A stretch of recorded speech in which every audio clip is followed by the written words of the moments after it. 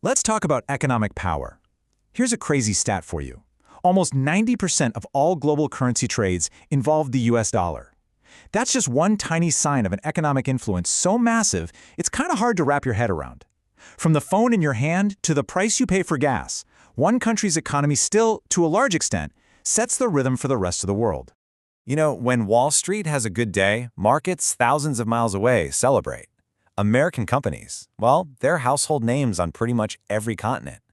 But here's the thing.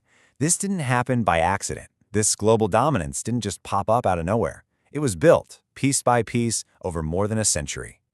So how did it happen? What's the secret sauce? Well, it's this really unique mix of geography, people, and power. This is the story of how America became the world's economic superpower. And it doesn't start with stock markets or factories. It starts with the land itself. Right, so our first chapter is all about the foundation. The very ground the country was built on gave it this incredible head start, a raw material advantage that most other nations could only dream of. I mean, you could say America basically won the geographic lottery. It had everything it needed to build, feed, and power a nation, all inside its own borders. You needed rich soil to grow food? Check. You needed tons of timber for building? Check. You needed coal and oil for fuel? Oh yeah, plenty of that. And the best part? A whole network of huge rivers and coastlines to move everything around. Okay, so having all that stuff is great, but you've got to do something with it, right? And that's where the 1800s came in. The railroads were like these iron threads that stitched the entire continent together. They turned all these isolated pockets of resources into one massive, connected industrial network. And by the early 1900s, that network was absolutely humming. The US was becoming a true industrial giant. And then you get these larger-than-life figures, guys like Ford, Rockefeller, and Carnegie. They didn't just build companies, they totally reinvented how things were made.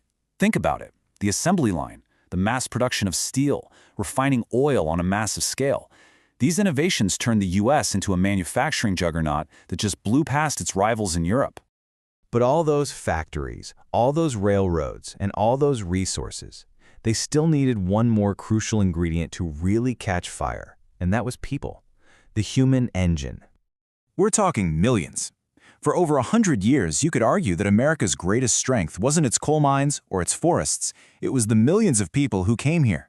This massive wave of immigration became one of the most powerful economic forces the country had. And this combination was just explosive. On one side, you had millions of people showing up with new skills, different perspectives, and this incredible ambition to build a better life. And they were pouring into a culture that already celebrated taking risks and inventing new things. This fusion created this unbelievable engine for growth. This quote just nails it. The flood of talent from all over the world didn't just give them more workers for the factories. It built an economy that was dynamic, that was adaptable, that could innovate in ways other countries couldn't. That was the real power of the human engine. So America has built this incredible economic machine at home. Now, it's time to take the show on the road. After World War II, much of the world is in ruins. The US doesn't just step in to lead, it basically draws the blueprints for the entire global financial system that we still live in today. The world was desperate for stability after the war. And when everyone looked around, America's economy was really the only one left standing strong. So the world's leaders made this monumental decision. They decided to anchor the entire global financial system to the US dollar, making it the world's official reserve currency. And the logic was pretty simple, really. Because the US economy was the most productive and the most stable, its currency was seen as the safest bet in the world. It became the default setting for international trade. And just like that, America became the world's banker. And that power is still very much a thing today. I mean, think about this. Every single day, over $6 trillion gets traded on foreign exchange markets. The US dollar is on one side of nearly 90% of those trades.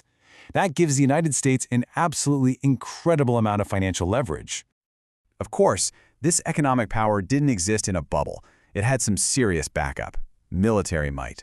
By making sure global shipping lanes were safe, the US created a stable environment where global trade, which remember was mostly happening in dollars, could really take off. But maybe the most important, most lasting source of America's economic power is something you can't really touch. It isn't resources, it isn't currency, it's this relentless, unending drive to invent the future.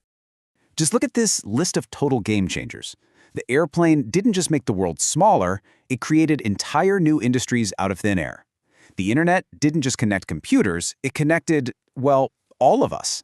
And the smartphone? It put a supercomputer in every single pocket. Time after time, American innovation has set the pace for the rest of the world.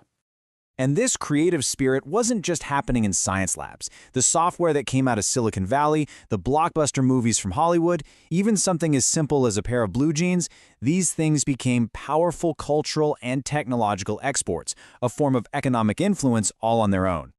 And as the world got more connected, American companies went global. You know the brands, Coca-Cola, McDonald's, Apple. They became more than just products. They became these global symbols of a modern world, weaving themselves into daily life absolutely everywhere. So when you put all the pieces together, you really see the whole picture. It started with this incredible foundation of natural resources. It was ignited by a huge wave of ambitious people. It was projected across the world through a US-led financial system, and it's all been sustained by a culture of non-stop innovation. In the end, it's not just one thing. This quote captures it perfectly. The rise of the American economy is a story of resources, people, power, and imagination. And that brings us to right now. The world is changing fast. We've got new economic powers on the rise, and transformative technologies like AI are poised to reshape everything. So the question isn't just what America's next great innovation will be, it's whether it will be enough to redefine its role as the world's economic superpower for another generation.